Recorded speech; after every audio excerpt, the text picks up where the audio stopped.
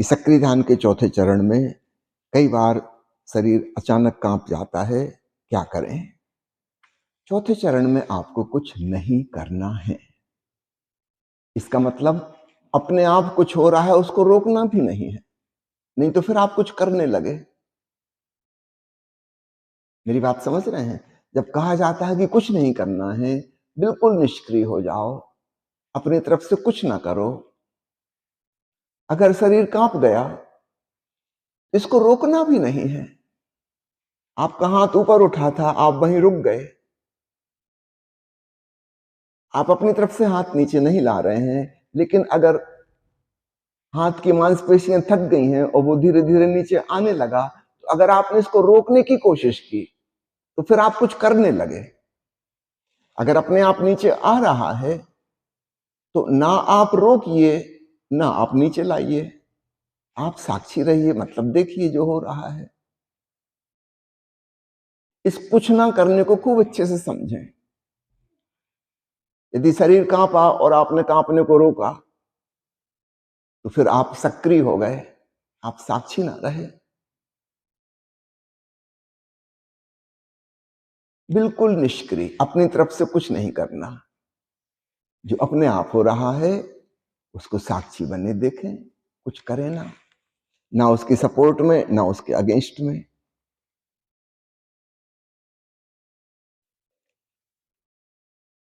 एक साधिका ने पूछा है कि मेरे पति की अल्पायु में ही अचानक मृत्यु हो गई, इसका कारण जानना चाहती हूं। देखिए, मैं एक मेडिकल चिकित्सक हूं। मैं आपको अंधविश्वास और ज्योतिष और ग्रह नक्षत्र और हस्तरेखा इत्यादि की बकवास नहीं बताऊंगा, बहुत हो चुका। मेडिकल कारण होते हैं मृत्यु के, इसलिए मृत्यु होती है। अचानक मृत्यु अक्सर हार्ट अटैक से होती है, ब्रेन हिमोरेज से होती है, और कुछ कारण हैं थोड़े। मुख्य रूप से ये दो कारण हैं जहां अचानक व्यक्ति समाप्त हो जाता है। इसके पीछे जेनेटिक स्ट्रक्चर, डीएनए में कुछ डिफेक्ट होता है।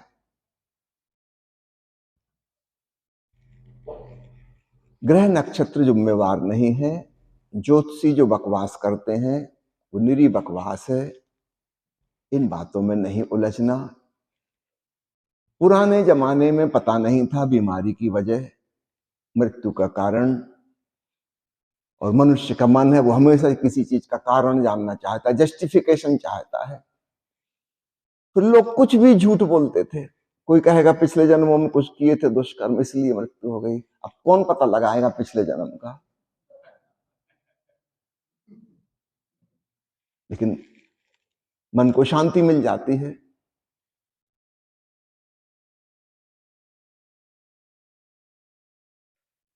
कोई कुछ बता देगा, कोई कुछ बता देगा। शनि ग्रह की ऐसी दशा चल रही थी इसलिए ऐसा हो गया। अब शांति हो गई। शनि का तो अपन कुछ बिगाड़ नहीं सकते।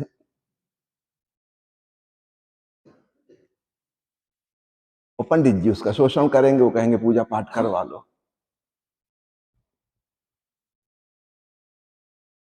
हर चीज का शोषण, एक्सप्लॉइटेशन।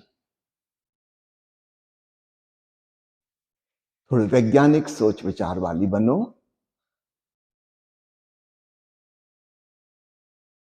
तर्कयुक्त चिंतन मनन सीखो, तभी एक्सप्लॉइटेशन से बच सकती हो।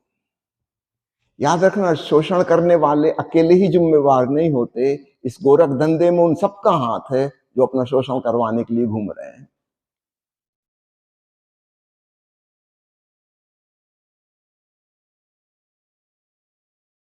दो हाथ से ताली बजती है।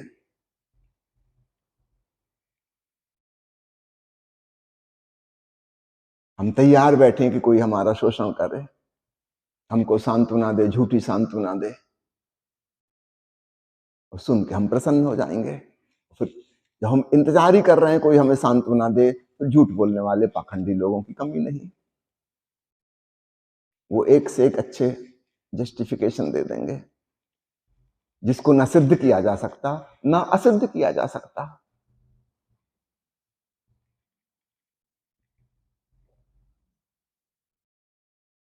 सावधान, ये 21वीं सदी है।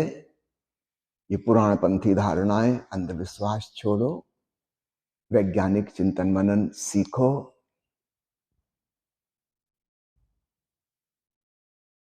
हिरोशिमा नागासाकी पर बम गिरा, कुछ सेकंड में 2 लाख आदमी मर गए। इन 2 लाख आदमियों की जन्म कुंडली एक सी थी क्या? सबके ग्रह नक्षत्र एक से थे, सब उसी शहर में पहुंच गए थे इकट्ठे मरने के लिए। उसमें तो ऐसे बच्चे भी थे अभी जिनका जन्म ही नहीं हुआ था, मां के गर्भ में थे। उन्होंने कौन से दुष्कर्म किए थे? अभी अभी तो पैदा ही नहीं हुए थे, वो वहीं समाप्त हो गए।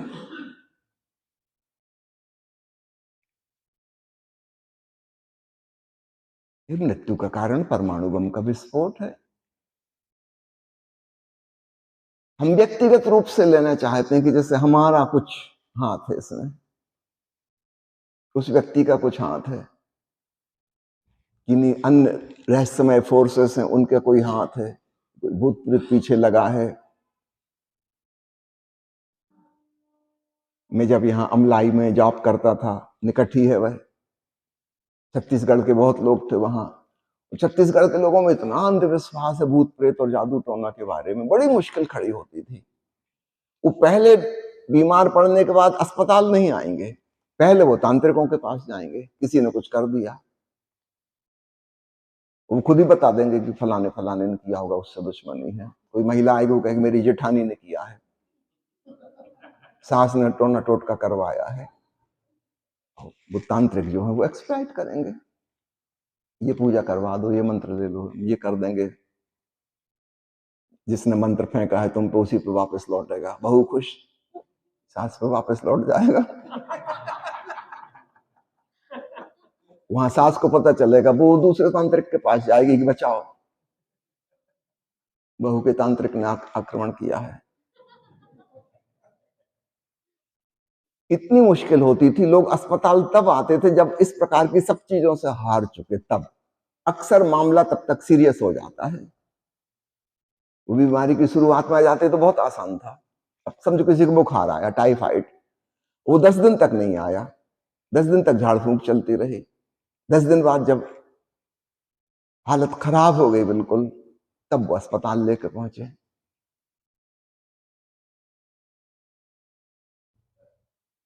ऐसे लोगों को डांटना डपटना पड़ता था। कुछ खास फर्क नहीं पड़ता, उनकी धारणा नहीं बदलती।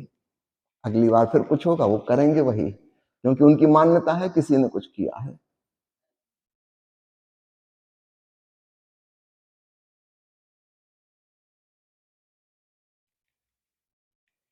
इक्कीसवीं सदी आ गई, इस प्रकार के अंधविश्वासों से बाहर निकलो। अगला प्रश्न है, लाओत्से साधना पद्धति सीखते हुए मैंने तांडेन साधने की कोशिश की, किंतु मेरा ध्यान बारंबार आज्ञा चक्र पर पहुंच जाता है, क्योंकि पिछले सालों में उसकी आदत बन गई है। अब क्या करूं? आप दोनों तरफ ध्यान दीजिए।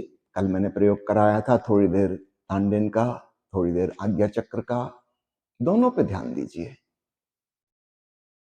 कोई हर्ज नहीं है। भीतर जाती सांस में नासाग्र दृष्टि रखते हुए आज्ञा चक्र पर ध्यान, छूटती हुई श्वास में हल्का सा पेट पिचके, जो छोटा सा झटका लगे, और तांडिन चक्र का ध्यान, दोनों को एक साथ साधो।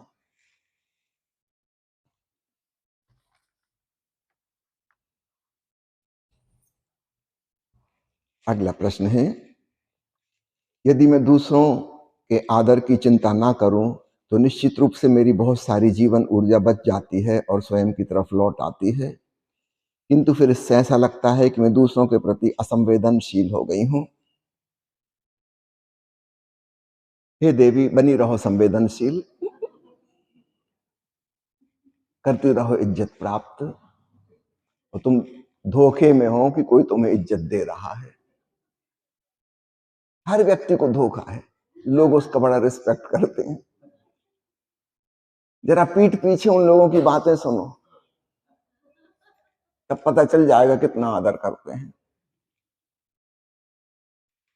एक महिलाओं का एक किटी पार्टी का ग्रुप था।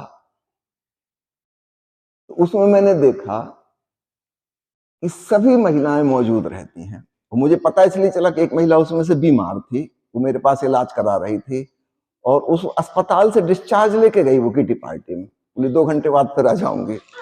मैं बहुत चकित हुआ। मैंने उससे पूछा कि ऐसा क्या मामला भाई? उसने कहा अगर मैं नहीं जाऊंगी तो सब मेरी निंदा करेंगी। वो मैं अपनी सहेलियों को जानती हूँ, जो गैर मौजूद है बस निंदा रसपान शुरू। बीमार हो चाहे मर रही हो, किटी पार्टी नहीं छोड़ूंगी। मुंह के सामने मेरे कोई कुछ नहीं बोल सकता। और मैं खुद ही जानती हूँ जब कोई दूसरी महिला नहीं आती तो मैं उसके बारे में क्या क्या बोलती हूँ। वही मेरी दुर्गति होगी। मैंने सुना है मुल्ला नसरुद्दीन किसी नए शहर में गया था, वहां के मेयर से उसका कुछ काम था। तो उसने स्टेशन पे पुलिस से पूछा कि मेयर साहब का घर कहाँ है? उसने कहा उस हरामजादे का घर। उसके रिश्तेदार हो क्या तुम? नसरुद्दीन डर गया। बेचारे की इतनी इंसल्ट, पुली हरामजादा कह रहा है मेयर को। और ऐसे गुस्से में उसने देखा कि तुम उसके रिश्तेदार हो क्या? नसरुद्दीन का नहीं नहीं रिश्तेदार नहीं है। नसरुद्दीन आगे बढ़ गया, किससे नहीं पूछते, पता नहीं और क्या कहेगा। आगे जाके उसने एक पनवाड़ी की दुकान पे पूछा। उसने कहा वो कुत्ता वहां रहता है, सीधे चले जाओ, चौराहे से लेफ्ट मुड़ना। नसरुद्दीन चौराहे तक गया।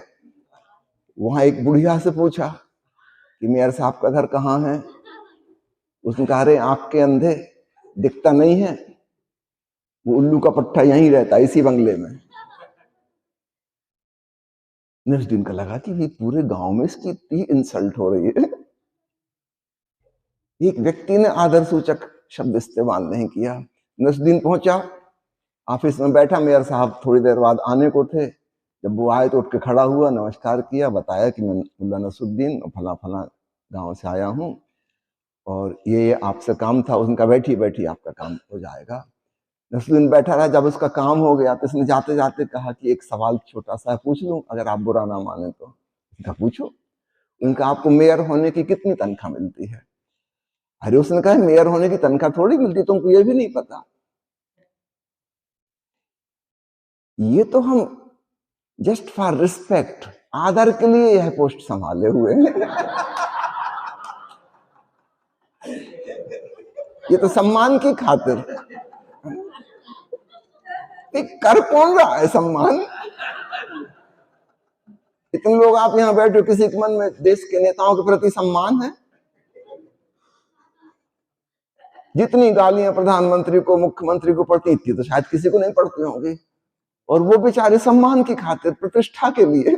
भाई कौन दे रहा है प्रतिष्ठा, पहले पता तो लगाओ। सब गालियां बक रहे हैं, इंतजार कर रहे हैं कि कब हटें ताकि देश की ठीक ठीक गति हो पाए। वो समझ रहे हैं कि हम बड़ा मान सम्मान मिल रहा है। आप भ्रांति में हो, कोई मान सम्मान नहीं दे रहा है। ये भी हमारे अहंकार का एक वहम है। काश हम इससे मुक्त हो जाएं। तब जो हमारी बहुत सारी जीवन ऊर्जा दूसरों की तरफ प्रवाहित हो रही थी, उनको मैनिपुलेट करने में, उनको खुश रखने में, उनके अनुसार अपने को जीवन को ढालने में, वह सारी जीवन ऊर्जा मुक्त हो जाएगी और ध्यान में, आत्मरमण में, आत्म रूपांतरण में लग जाएगी। लेकिन जब तक हमको वहम है कि दूसरे सम्मान दे रहे हैं, इनके सम्मान की बड़ी कीमत है, तब तक हम अपने पर लौट ही नहीं पाएंगे। क्योंकि दूसरे सम्मान मुफ्त में नहीं देते। वो कहते हैं हमारे अनुसार जियो, हमारी ये शर्तें हैं, ऐसा ऐसा व्यवहार करोगे तो सम्मान मिलेगा। बड़ा महंगा सौदा है। फिर हम उनकी वजह से हमको झूठा होना पड़ता है, पाखंडी होना पड़ता है। हमारी पूरी जिंदगी इसी में खर्च हो जाती है। जिन लोगों से हम आदर मांग रहे हैं, एक बार गौर से सोचना, उनके आदर की क्या कीमत आपको चुकानी पड़ रही है। जिस दिन आपको ये समझ में आएगा, आप ड्रॉप कर दोगे कि माफ करो, मैं अपनी जिंदगी अपने ढंग से जीऊंगा। आपको देना हो आदर दो, नहीं देना हो ना दो। ना मैं आपके आदर की फिक्र करता, ना मैं आपके अनादर की फिक्र करता। मुझे फिक्र अपनी है। मेरे विवेक से जो ठीक लगेगा मैं वैसा जीऊंगा। आपकी मौज, आपको अच्छा लगे ना लगे, ठीक है। मैं जानबूझ के किसी को हर्ट नहीं करूंगा, चोट नहीं पहुंचाऊंगा। इतना ख्याल रखना, हमें जानबूझकर किसी को चोट नहीं पहुंचानी है, लेकिन हम अपने सहज स्वभाव में जी रहे हैं और उससे किसी को चोट लगती हो तो फिर लगे, उसके लिए हम रिस्पॉन्सिबल नहीं है। हाँ, हमारे मन में कोई बुरा इंटेंशन नहीं है, हम किसी को दुख देना नहीं चाह रहे, लेकिन हम अपनी मस्ती में अपनी मौज में जी रहे हैं। यदि किसी को यही बात चुभती है तो इसमें फिर हम क्या कर सकते हैं? तो खूब स्पष्ट होना चाहिए। निश्चित रूप से जानबूझ के किसी को दुख नहीं देना, यथासंभव किसी को कोई कष्ट ना हो हमारे होने से। इसके बावजूद भी अगर होता है फिर उसकी उत्तरदायित्व तो हमारा नहीं है, फिर वो जाने, उनका काम जाने।